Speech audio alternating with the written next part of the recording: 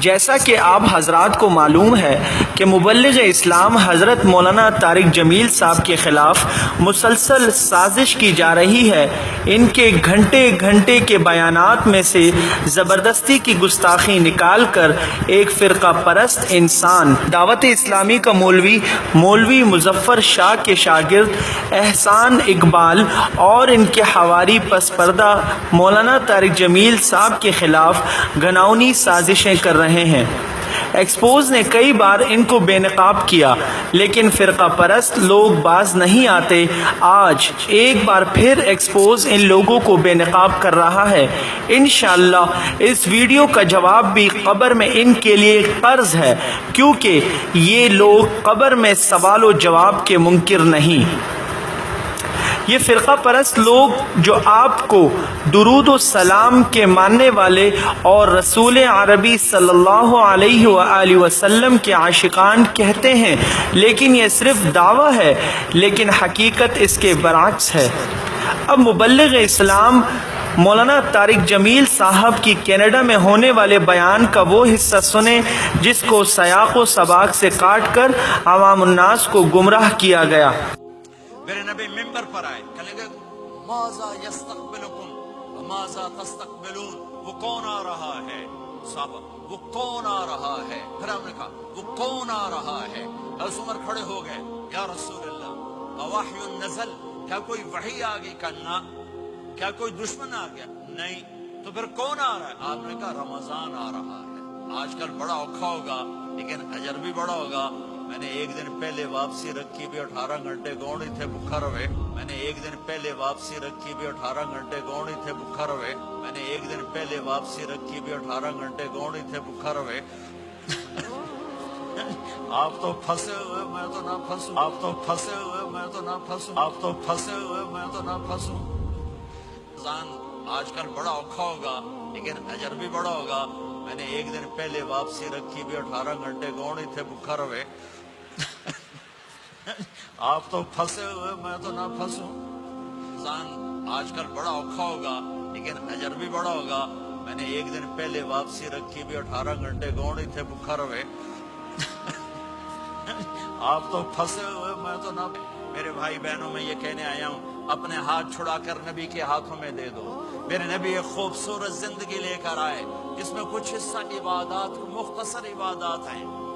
نماز 5 وقت ہے، باقی کچھ نہیں۔ روزہ سال کے بعد ہے، وہ ابھی آ رہا ہے۔ میرے نبی پہ 9 رمضان آئے، 9 میرے نبی پر 9 رمضان آئے۔ مدینہ جانے کے بعد ہجرت کے دوسرے سال شعبان کی 2 تاریخ کو پیر کے دن روزے کا فرض ہونا نازل ہوا، اور میرے نبی ستمبر میں پہنچے ہیں مدینہ منورہ، اور رمضان ہی وہ پیچھے جا رہا۔ ستمبر سے اگست میں آیا ہے، اگست سے جولائی میں آیا ہے، اور جولائی سے جون میں آیا ہے۔ اور میرے نبی اللہ کے پاس چلے گئے۔ سارا رمضان میرے نبی نے گرمی کا گزارا۔ 9 رمضان سارے گرمی کے روزے، اور میرے نبی کی سحری ہوتی تھی 2 کھجور اور 1 گلاس پانی پر روزہ رکھتے تھے عام طور پر۔ کبھی کبھی کھانے کو بھی مل جاتا تھا، لیکن 2-3 کھجوریں اور 1 گلاس پانی۔ اس پر میرے نبی نے 9 رمضان گزارے، اعتکاف کر کے دکھایا۔ پورا مہینہ 20 دن 10 دن، پھر ساری زندگی 10 دن کا اعتکاف فرمایا شب قدر کی تلاش میں، اور امت کو خوشخبری سنائی۔ رمضان آ رہا ہے تو میں تھوڑی سی تفصیل بتا دوں۔ میرے نبی ممبر پر آئے، کہنے گے ماذا یستقبلکم وماذا تستقبلون، وہ کون آ رہا ہے؟ صحابہ وہ کون آ رہا ہے؟ پھر ہم نے کہا وہ کون آ رہا ہے؟ حضرت عمر کھڑے ہو گئے، یا رسول اللہ اوحی نزل، کیا کوئی وحی آ گئی؟ کہا کیا کوئی دشمن آ گیا؟ نہیں۔ تو پھر کون آ رہا ہے؟ آپ نے کہا رمضان آ رہا ہے، رمضان آ رہا ہے۔ جنت کے دروازے کھل گئے، جہنم کے دروازے بند ہو گئے، رات کی تراویح کی نماز ملی۔ آپ کا رمضان آج کل بڑا اوکھا ہوگا لیکن اجر بھی بڑا ہوگا۔ میں نے ایک دن پہلے واپسی رکھی بھی 18 گھنٹے گونی تھے بکھا روے۔ آپ تو پھنسے ہوئے میں تو نہ پھنسوں۔ تو پھر اس کا اجر بھی اس کے مطابق ہوگا، اجر بھی اس کے مطابق ہوگا۔ تو میرے نبی کا سارا رمضان گرمیوں میں گزرا ہے اور آپ نے 3 دن تراویح کی نماز پڑھائی. پہلے کسی امت میں تراویح نہیں آئی. ہماری امت، اس امت میں تراویح کی نماز آئی. پہلی امت کا روزہ مشکل تو ہمیں ایک آسانی ملی. قیس بن سرمہ، پہلی امت کا روزہ 24 گھنٹے. جب ہمارے اوپر رمضان آیا 24 گھنٹے. پہلا روزہ، دوسرا روزہ. قیس بن سرمہ ایک صحابی ہے، اونٹ چرانے والے. اگلا روزہ کیسے شروع ہوتا تھا؟ سورج ڈوبنے کے بعد آنکھ لگ گئی، روزہ شروع ہو گیا. جب تک جاگ رہے ہو کھاتے رہو. آنکھ لگی، روزہ شروع ہو. یہ گھر آئے، کہنے لگے بیوی سے کوئی افطاری ہے؟ کہنے لگے ویلے بیٹھے ہیں، کیسا کوئی نہیں. پھر کہنے لگے تو اتنا تھک کے آیا ہے تو چلو میں تیرے لیے کچھ انتظام کر کے لاتی ہوں. اب یہ تھکے ہوئے آئے تھے، یہ لیٹے اور آنکھ لگ گئی، سورج ڈوب گیا. بیگم کو آنے میں دیر ہو گئی. جب وہ آئی دیکھا تو سوئے ہوئے. کہا لگتا ہے ابن سرمہ، ارے سرمہ کے بیٹے تیرا تو کم ہو گیا. ان کی آنکھ کھلی، کیا ہوا؟ کہ اگلا روزہ شروع ہو گیا. تو ظہر کی نماز میں آئے، مسجد میں تو بے ہوش ہو کے گر گئے. تو اللہ کے نبی نے پوچھا اس کو کیا ہوا؟ کہ یا رسول اللہ یہ سحری کے بغیر روزہ شروع کر دیا. تو میرے نبی کا دل ایک دم مٹھی میں آیا.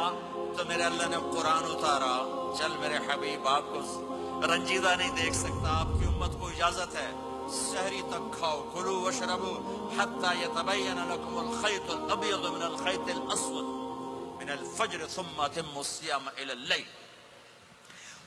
رات کو آسانی کر دی، کھاؤ پیو. پہلے جب روزہ شروع ہوا بریلوی مذہب میں احترام رمضان. قارئین کرام، یہ ماہ یعنی ماہ رمضان مسلمانوں کے لیے انتہائی مقدس مہینہ ہے. یہ مہینہ تمام مہینوں کا سردار. اسی ماہ قرآن کا نزول ہوا اور اسی ماہ میں وہ بابرکت رات ہے جس کی ایک رات کی عبادت 80 سال کی عبادت سے افضل ہے. اسی ماہ شیطان کو قید کر لیا جاتا ہے تاکہ مسلمان اس ماہ میں خوب اللہ کو راضی کریں. مگر بریلوی حضرات اس مقدس ماہ کو اپنے لیے معاذ اللہ ایک عذاب تصور کرتے ہیں.